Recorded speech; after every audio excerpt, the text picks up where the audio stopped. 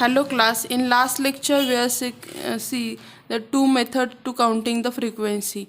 First method is tally sheet. Now we will take here second method, mechanical process.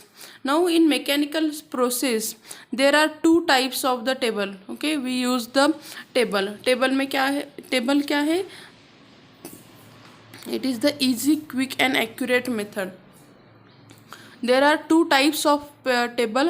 General और reference table are used to, यहाँ पे ये point आप note कर लोगे कि जनरल और रेफरेंस टेबल जो है it is use to repository of information.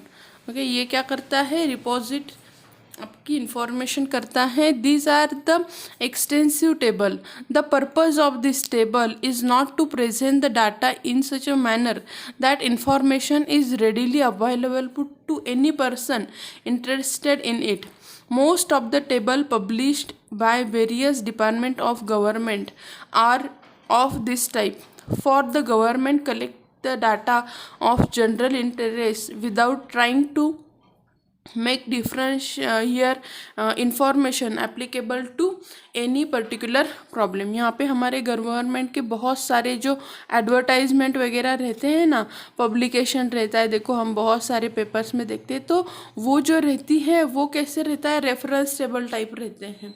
Okay, तो यहाँ पे एक इंफॉर्मेशन सिर्फ किसे मिलेगी? दोज हु आर इंटरेस्टेड, वो क्या कर सकेंगे? यहाँ पे ये टेबल का यूज़ कर सकेंगे. देर आर अल्सो समरी और टेक्स्ट टेबल.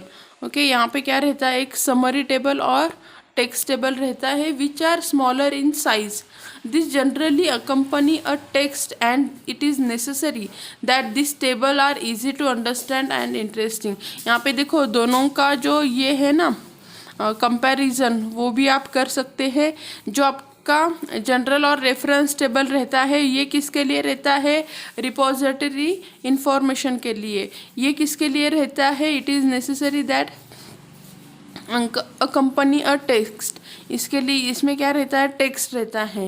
ये किसके लिए यूज़ होता है?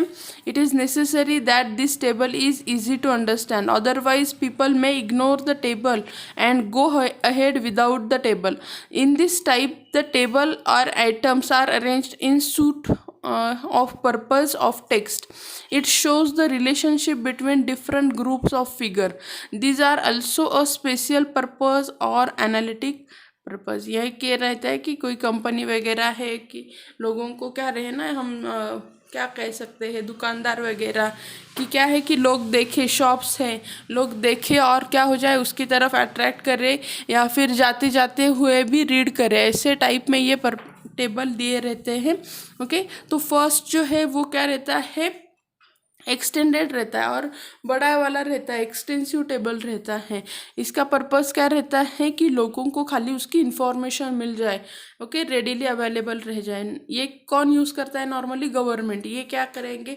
प्राइवेट कंपनी वाले वगैरह जो है या फिर शॉप्स वाले लोग ये क्या कर सकते हैं? सेकंड वाला जो हमारा टाइप है समरी टेबल और टेक्स्ट टेबल वाला वो यूज़ कर सकते हैं.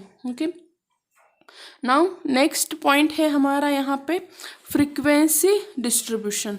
फ्रीक्वेंसी डिस्ट्रीब्यूशन का ये देखो, ये पॉइंट ना मोस्टली पूछा जाता है. आप अगर लास्ट ईयर के क्वेश्चन पेपर देखोगे ना तो उसमें फ्रीक्वेंसी डिस्ट्रीब्यूशन पे एक नोट वगैरह पूछी ही जाती है. तो ये पॉइंट आप क्या करोगे? थोड़ा ध्यान से करोगे. यहाँ पे फ्रीक्वेंसी डिस्ट्रीब्यूशन मतलब क्या रहता है? The table given the frequencies of different class interval is known as the frequency table.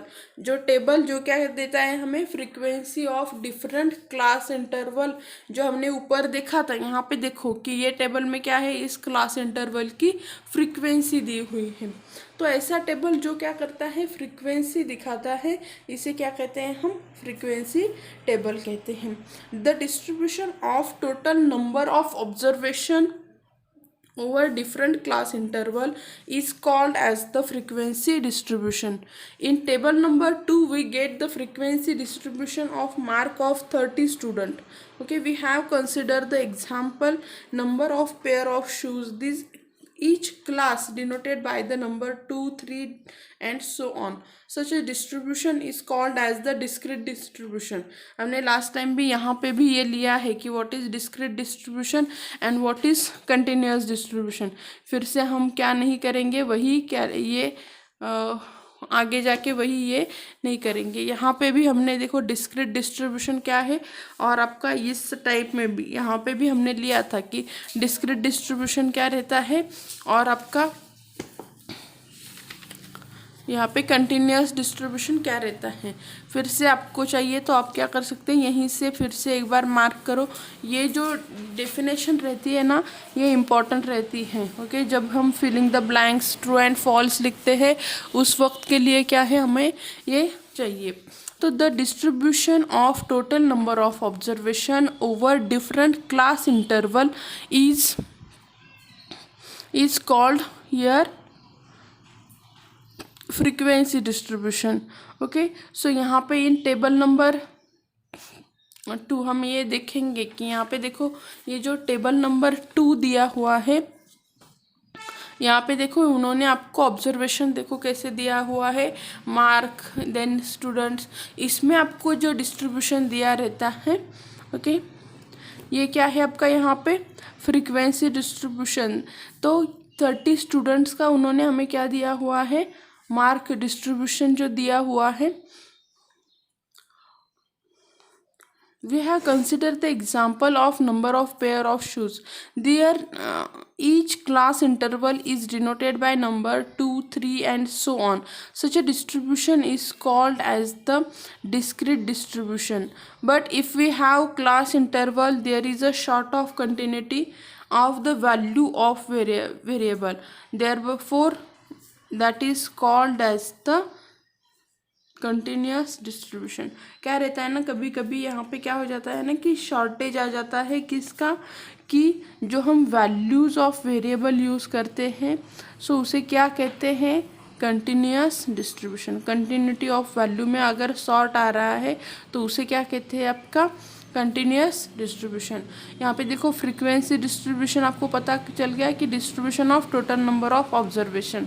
और उसके बाद क्या है कि ईच क्लास इंटरवल अगर मैं डिनोटेड बाय द नंबर 2, 3, 4, 5, 6 ऐसे में मैं डिनोट करूँ तो वो डिस्क्रीट हो जाएगा.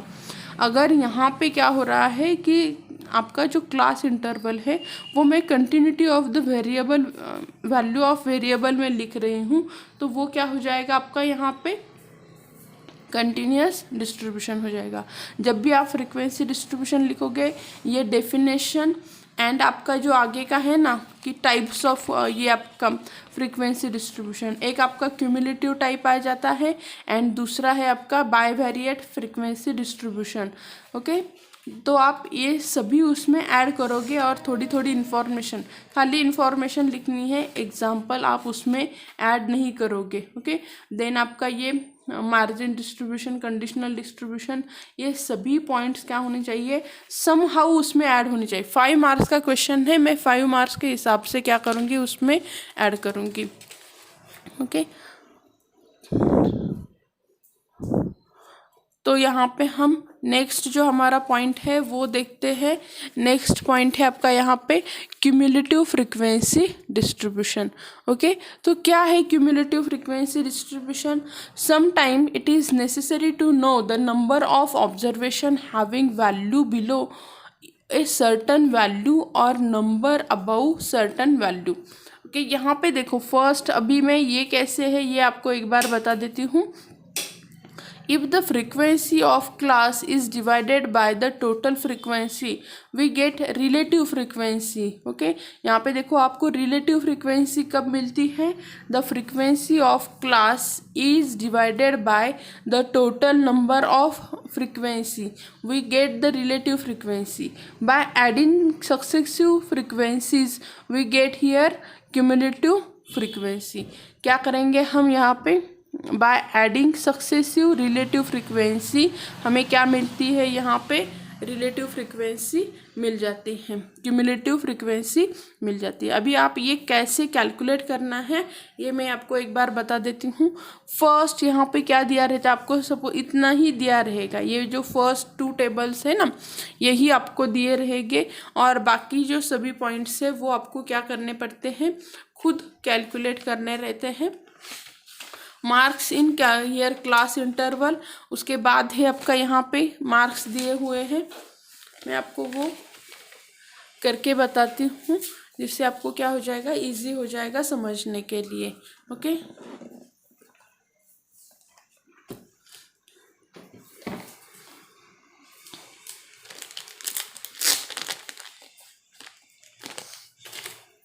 What is given to us, first is marks,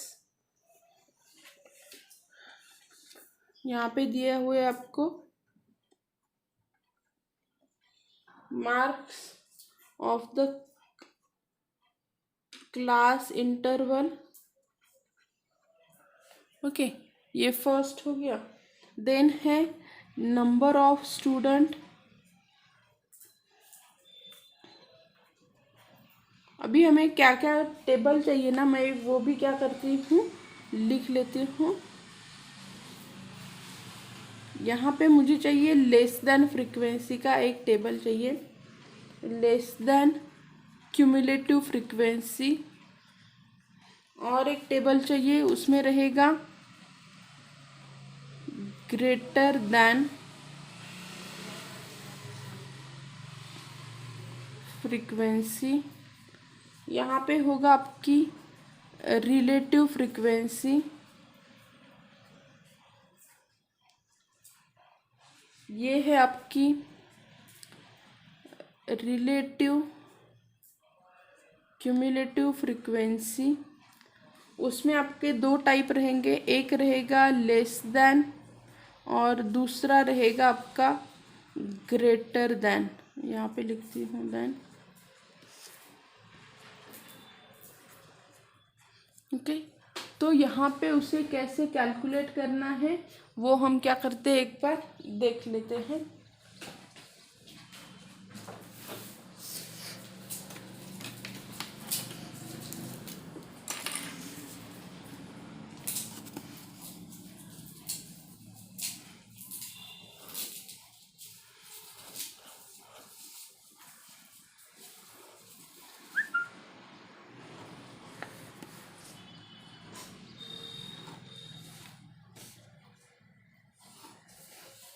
okay, what is given to us, यहाँ पे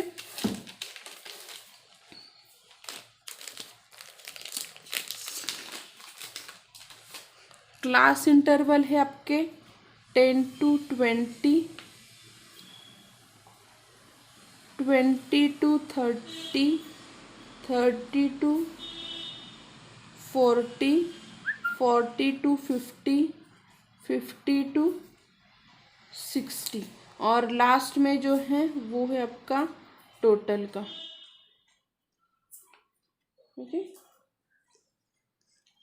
नाउ फर्स्ट जो हमारा है उसमें नंबर ऑफ स्टूडेंट्स फ्रीक्वेंसी वो कितनी है आपके यहाँ पे, 3, 8, 12, 4 एंड 3।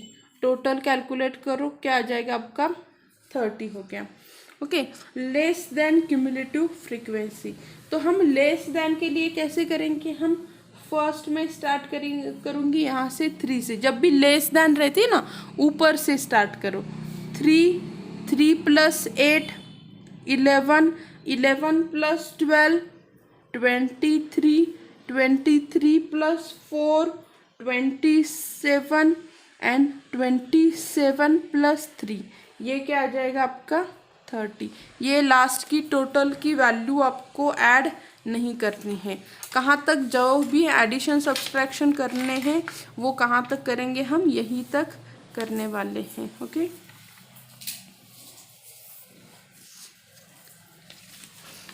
ऐड कैसे किया समझ में आ गया, फिर से बताती हूँ।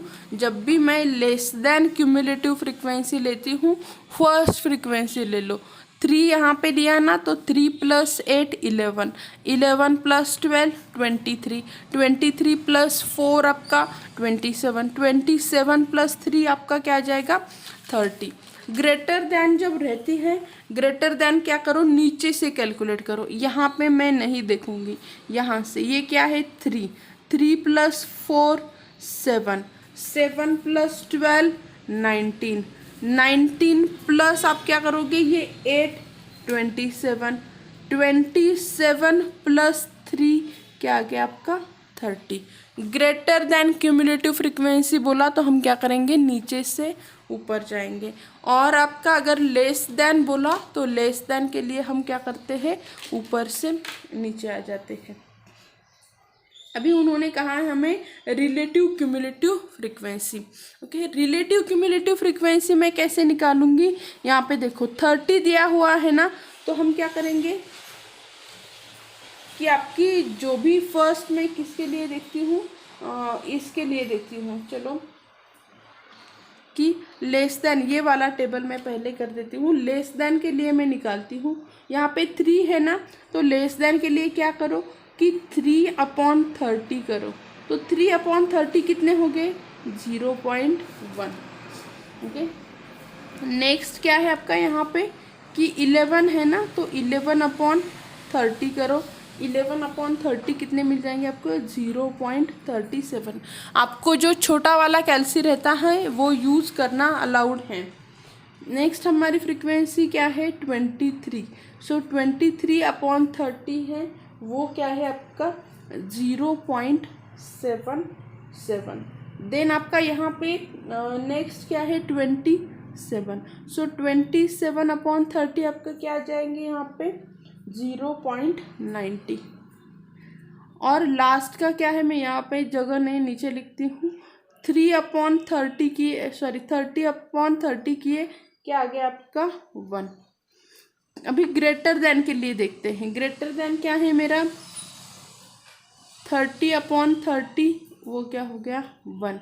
यहाँ पे क्या है 27/30, 27/30 क्या आ गया 0.9। देन यहाँ पे क्या है 19, सो 19/30 है, तो वो क्या हो गया आपका 0.63। देन यहाँ पे क्या है आपका 7, सो 7/30 इज इक्वल्स टू 0.23। और लास्ट का जो है वो है आपका 3/30, उसकी वैल्यू 0.1। ओके, तो इस टाइप से मुझे क्या निकालने हैं, रिलेटिव क्यूमुलेटिव फ्रीक्वेंसी निकालनी है। ओके, नेक्स्ट जो है वो हमें क्या करना है, यहाँ पे रिलेटिव फ्रीक्वेंसी निकालनी है। तो रिलेटिव फ्रीक्वेंसी आप कैसे निकालोगे, डायरेक्टली इस फ्रीक्वेंसी जो आपको गिवन फ्रीक्वेंसी है ना, उससे ही आप सेम टाइप से क्या करोगे, रिलेटिव फ्रीक्वेंसी है वो निकालोगे।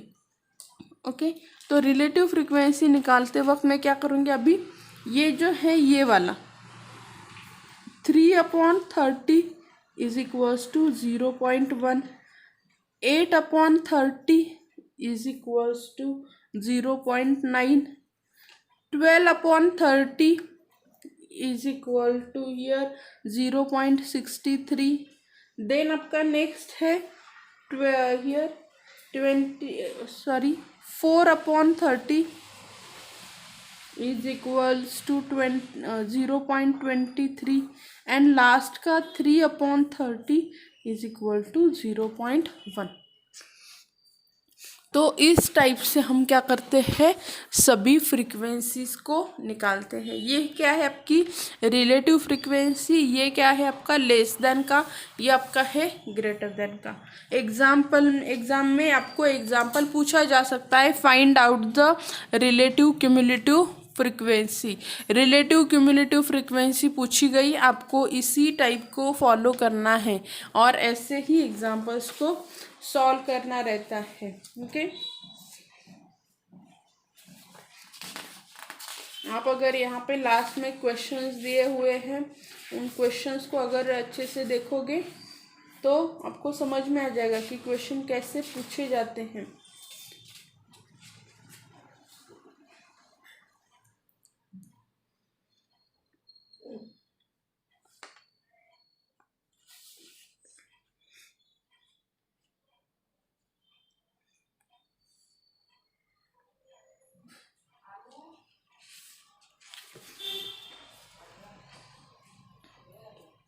ये देखो यहाँ पे उन्होंने पूछा है get the ordinate frequency distribution from the cumulative frequency distribution. हमें यहाँ पे क्या करना है, क्यूमुलेटिव फ्रीक्वेंसी डिस्ट्रीब्यूशन निकालना है। ओके, तो क्यूमुलेटिव फ्रीक्वेंसी डिस्ट्रीब्यूशन हम कैसे निकालेंगे, ये एग्जांपल हम लेते हैं। एग्जाम्पल यहीं पर रीड कर लेते हैं। Example number 5, distinguish between the ordinary frequency distribution and cumulative frequency distribution. Ordinary frequency distribution जो हमने पहले वाला देखा था, ये वाला, ये जो था, सॉरी,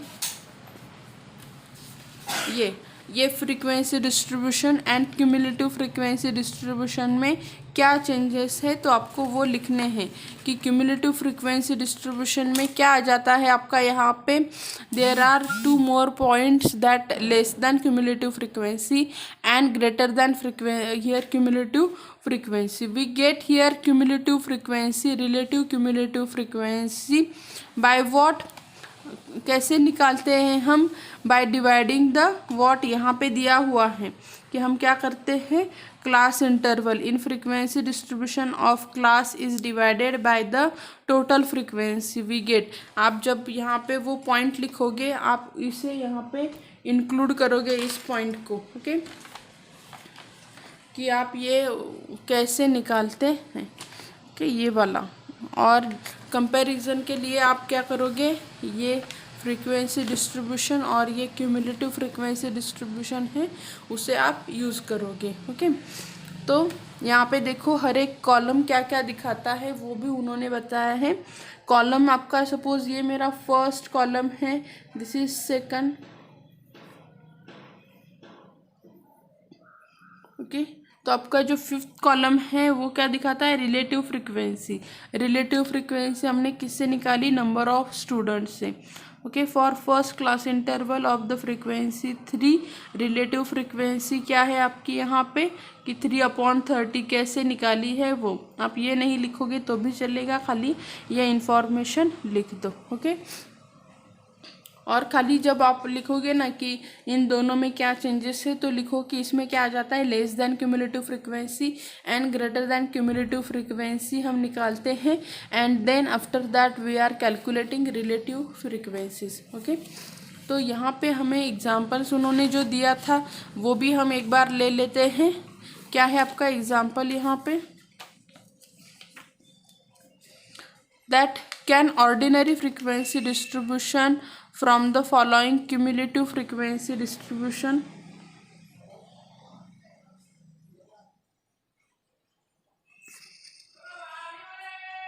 ये जो दिया हुआ है ये क्या है आपका, क्यूमुलेटिव फ्रीक्वेंसी डिस्ट्रीब्यूशन है। तो उन्होंने कहा है कि हम ये जो क्यूमुलेटिव फ्रीक्वेंसी डिस्ट्रीब्यूशन है, इससे हम ऑर्डिनरी फ्रीक्वेंसी डिस्ट्रीब्यूशन कैलकुलेट कर सकते हैं कि नहीं। तो हम क्या करते हैं, उसे पहले लिख लेते हैं और फिर सॉल्व करते हैं। क्वेश्चन आप खुद लिखोगे, मैं खाली सॉल्यूशन लिखूंगी। उन्होंने 5th जो दिया है ये आपको दिया हुआ है कि टेबल है, क्वेश्चन नंबर 5 है, मार्क्स दिए हुए थे और नंबर ऑफ स्टूडेंट दिए हैं। ओके, मैं यहाँ पे निकालती हूँ।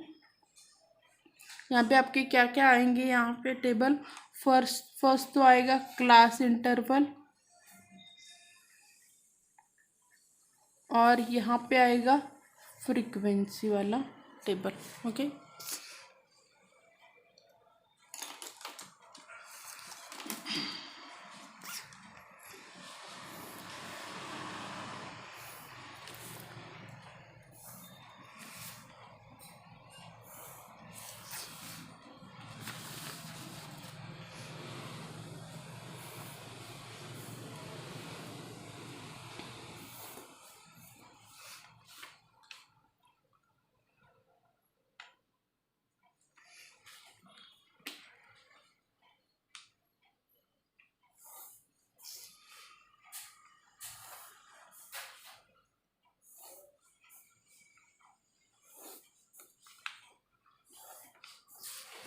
तो फर्स्ट हम लिख लेते हैं जो दिया हुआ है वो।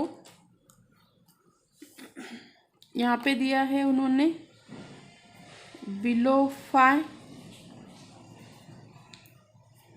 Below 10, below 15, below 20, below 25। 25 से कम ये ऐसे करके दिया है। और नंबर ऑफ फ्रीक्वेंसी दी है, ये है 10, 22, 37, 50 एंड 55। तो हम इसे कैसे करेंगे, अभी कैलकुलेट कैसे करेंगे? तो फर्स्ट हम क्या करते हैं, यहाँ पे क्लास इंटरवल बना देते हैं। बिलो है ना, बिलो है मतलब क्या है कि 5 से कम, तो कहाँ से कम क्या रहेगा, 0 to 5 तक रहेगा। बिलो 10 मतलब अभी 5 तो आ गया है, नेक्स्ट हम क्या करेंगे 5 to 10 का इंटरवल। नेक्स्ट आएगा आपका 10 to 15 का, फिर आएगा आपका 15 to 20 और लास्ट में आएगा 20 to 25 का। अभी फ्रीक्वेंसी है, फ्रीक्वेंसी कैसे निकालेंगे? फर्स्ट फ्रीक्वेंसी यहाँ पे देखो ऊपर छोटा है और नीचे कम होता गया है, मतलब उन्होंने कौन सी यूज़ की है, लेस देन क्यूमुलेटिव फ्रीक्वेंसी जो है वो यूज़ की है। तो फर्स्ट 10 एज इट इज़ आएगा।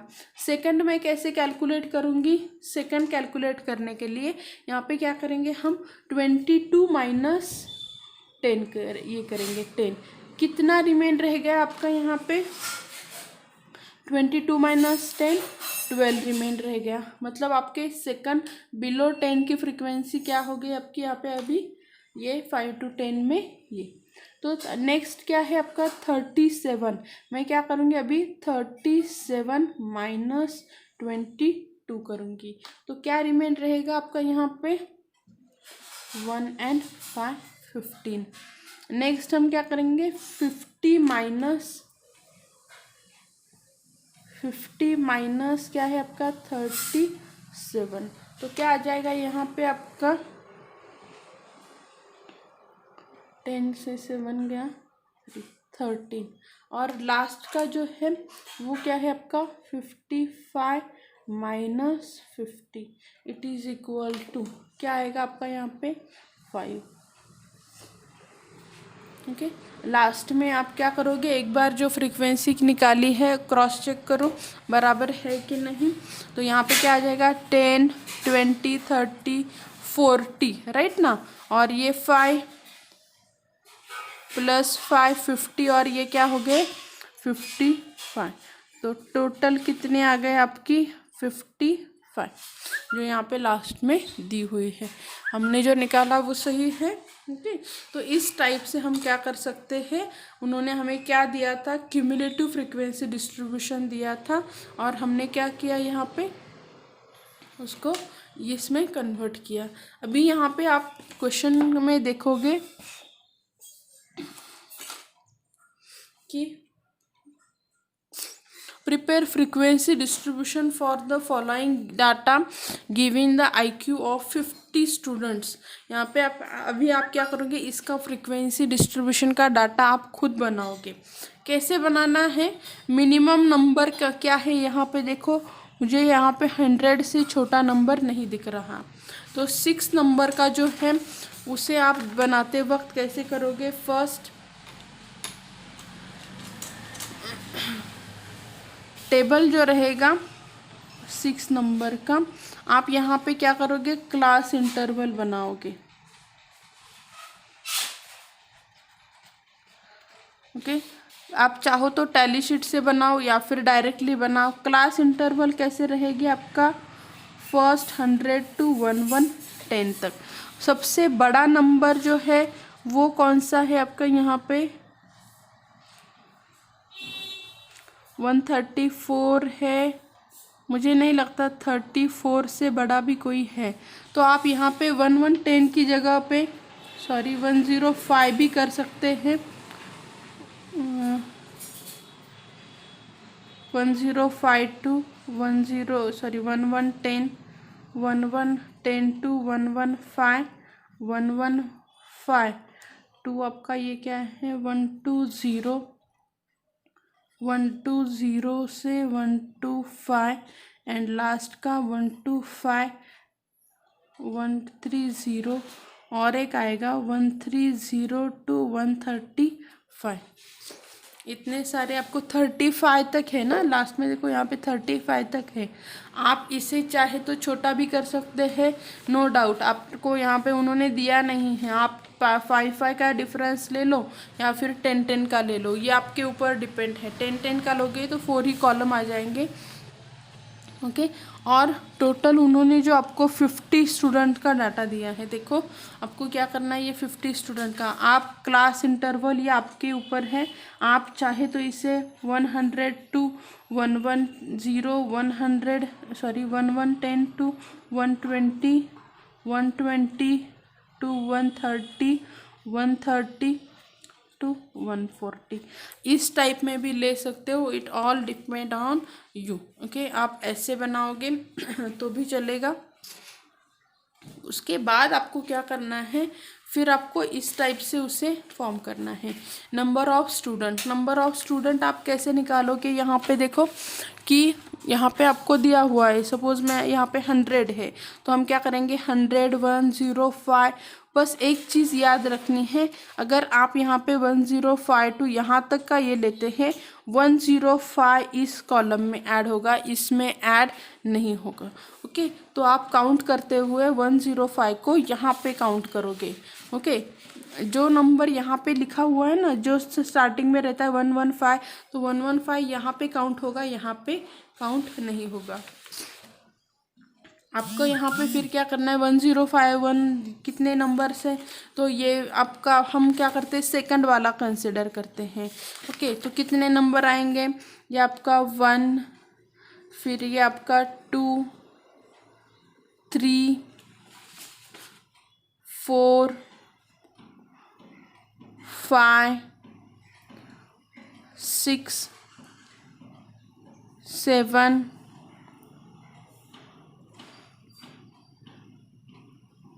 8, 9, 10, 110 हम नहीं कंसिडर करेंगे।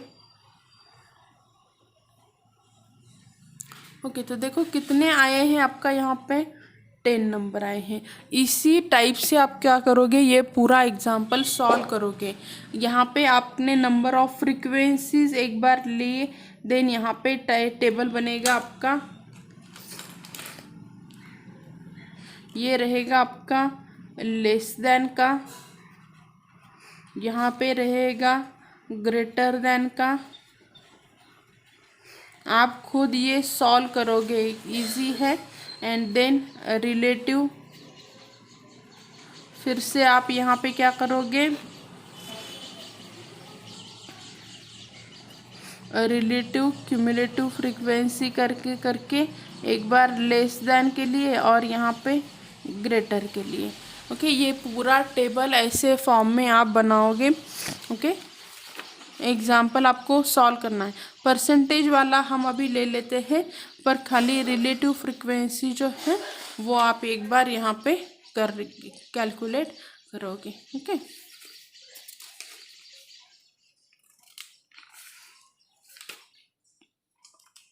और ये जो हम निकाल रहे हैं ना, ये आपकी परसेंटेज वाला हम और अभी बाद में ले लेते कि परसेंटेज फ्रीक्वेंसी मतलब क्या आ जाएगी आपकी। ओके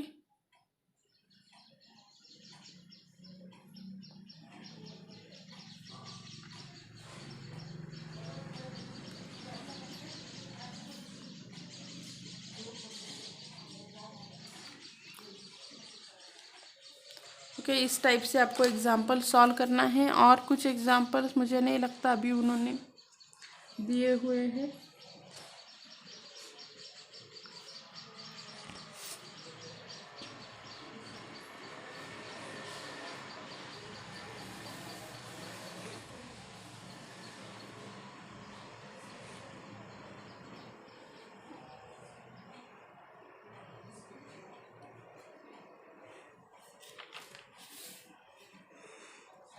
ये मार्जिन डिस्ट्रीब्यूशन हम बाद में ले लेते हैं। ओके तो यहाँ तक आप इतना सारा करोगे। Thank you.